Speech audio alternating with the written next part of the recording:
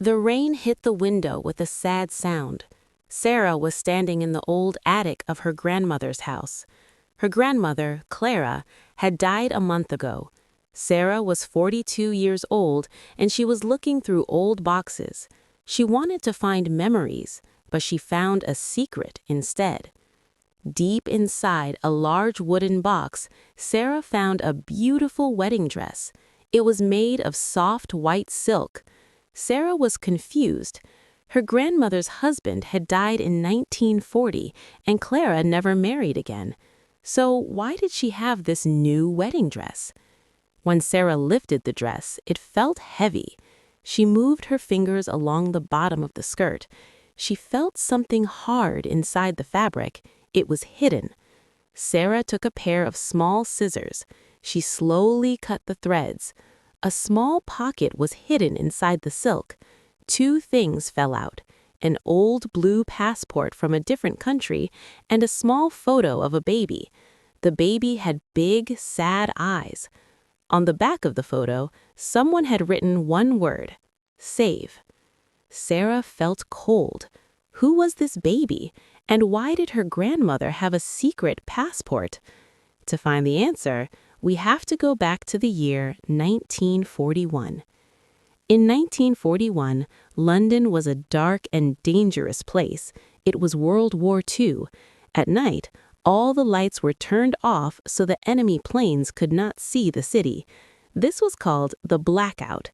Every night, loud sirens screamed, and people ran to hide. Clara was 24 years old. She was a widow with a small son named Leo. She was very poor. Clara was a seamstress, a woman who sews clothes. She was famous for her invisible stitches. She could sew a secret into a dress, and nobody could see it.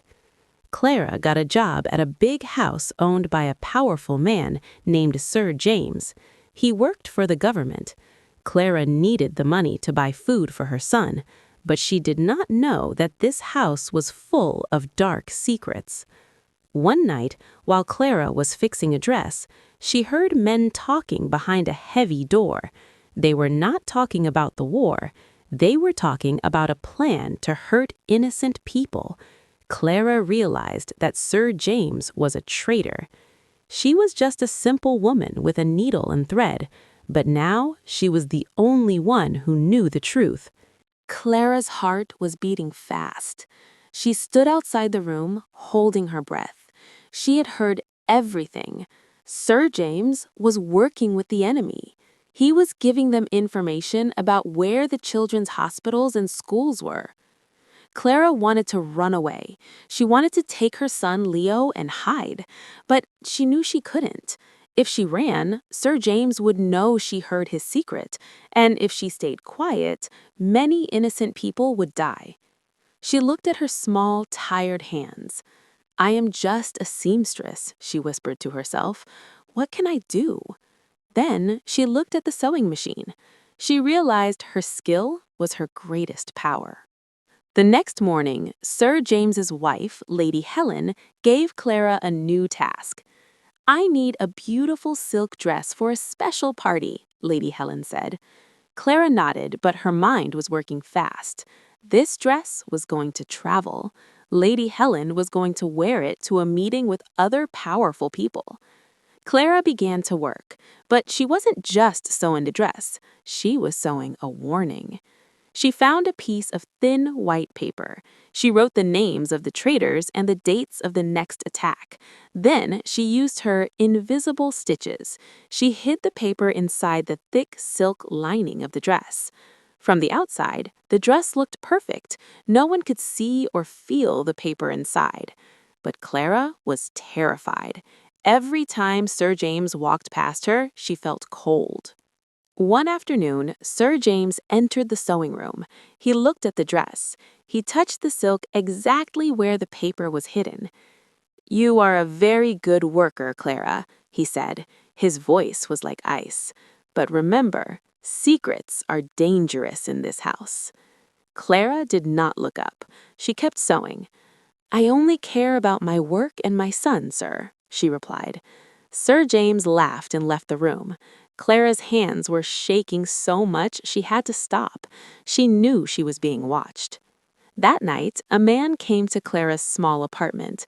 He was a soldier, a friend of her late husband. His name was Thomas. Clara trusted him. She told him about the dress and the hidden message. "Clara, this is very dangerous," Thomas said. "If they find that paper, they will kill you." "I know," Clara said, looking at her sleeping son. "But if I don't do this, who will save the children?" Thomas promised to help. He told her that a group of brave people was waiting for information. They just needed a way to get it out of the house. The silk dress was the only way. But then, something went wrong. Lady Helen decided she did not want to wear the silk dress. She said, "It is too simple. Burn it, Clara. I want a new one." Clara felt the world stop. The message was inside that dress. If she burned it, the information was gone. If she kept it, she was a thief. She had to make a choice that would change her life forever. Clara stood in front of the fireplace. The flames were bright and hot. Lady Helen was watching her. "Throw it in, Clara," Lady Helen said impatiently. "It is just a piece of cloth." Clara's heart was pounding. Her life's work and the secret that could save hundreds of children were in her hands. She looked at the fire, then at the dress. Suddenly, a loud explosion shook the house. A bomb had landed nearby. The windows rattled. Lady Helen screamed and ran out of the room to find her husband. This was Clara's only chance. Instead of throwing the silk dress into the fire, Clara grabbed an old scrap piece of gray fabric from her bag and threw it into the flames. In the smoke and confusion, it looked like the dress was burning. She quickly rolled up the real silk dress and hid it under her heavy winter coat. She ran out of the house. The streets were filled with smoke. People were shouting. Clara didn't go to her apartment. She knew Sir James's men would look for her there. Instead, she ran to the small orphanage near the church. When she arrived, she saw Thomas, the soldier. He was helping children get into a truck to escape the city. "Thomas, I have it," Clara whispered, pulling the dress from under her coat. But Thomas looked worried. "Clara, you shouldn't have come here. Sir James knows someone heard him. His men are everywhere." Just then, a black car pulled up. Clara's blood turned to ice. It was Sir James. He stepped out of the car, looking calm but deadly. "Clara," he said, walking towards her, "you are a very lucky woman to survive that blast. But why are you here at an orphanage with a bundle of silk?"